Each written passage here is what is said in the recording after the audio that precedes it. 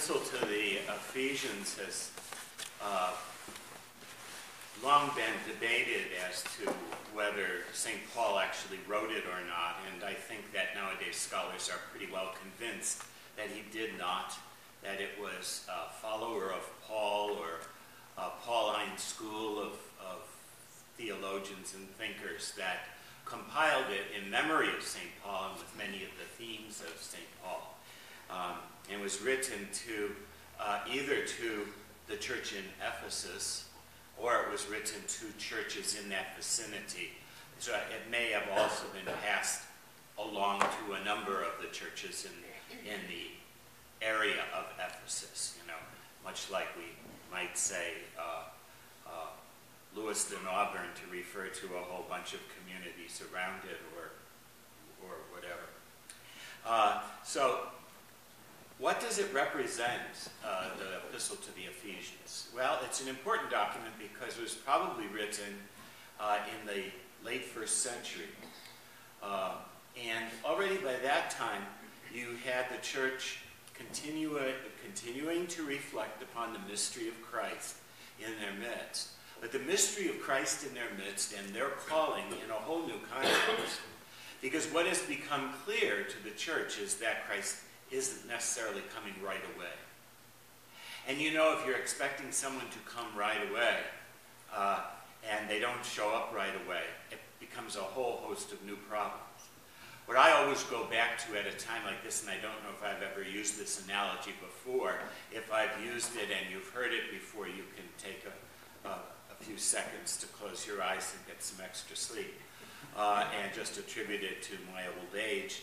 But I always think of this in terms of the kids. When you have little kids in the house and you tell them Grandma and Grandpa are coming and it's Thanksgiving and then we're going to have our meal, and Grandpa and Grandpa are supposed to come at 10 and then it becomes 10:30, and you tell the kids you got to keep your clothes just perfect. Don't go outside and play. Don't mess around. Sit quietly. Don't make a mess. This and that and the other thing. And that works very well until about 10:05. And then all of a sudden it becomes 10:15 and the kids are like a jack-in-the-box that's ready to be sprung. And then you start playing games with them and stuff in order to keep them occupied. And the whole thing becomes, what do we do with these kids if those grandparents don't get here pretty soon, And that was a question for the church. If we've been sitting around pretty much waiting for the Messiah to come and the Messiah doesn't show up, how do we keep our clothes clean? And if, in that sense, how do we keep our baptismal commitment firm? When people say, I guess I got plenty of time, I can let that part go. I can let this part of my religious observance go. I can let my morality slip a little bit. I can always go to church and go to confession or something, kind of straighten that whole thing out, So it becomes harder and harder as people begin to realize they may be in this for the long haul, and then they might just decide to put things off.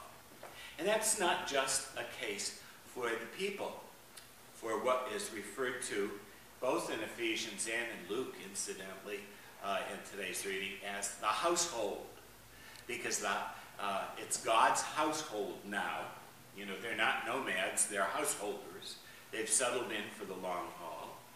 And those who are meant to take care of the household, the leaders, because the leaders themselves of the communities begin to kind of ease off a bit, and they let things kind of drag a little bit, because who knows, the grandparents are never going to show up.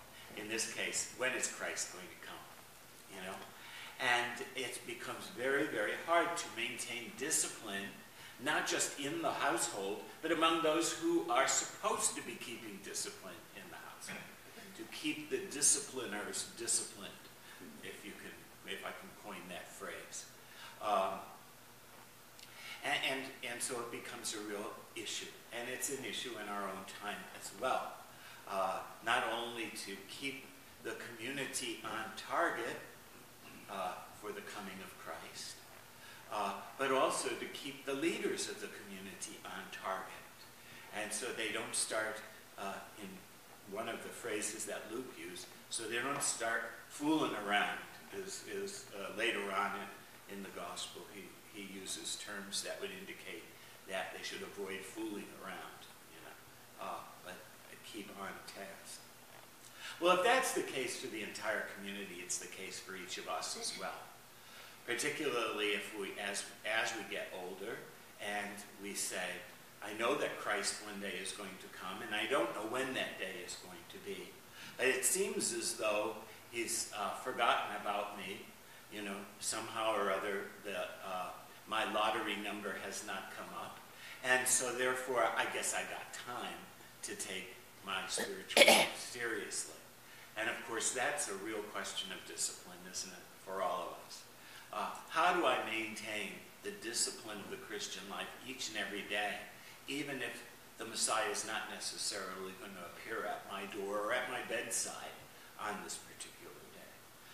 So let us pray today that we might not only care for the household of the whole church, but that we might be proper caretakers of our own inner household as we await the Messiah whenever he comes and knocks on our door to bring about our journey to the place of glory.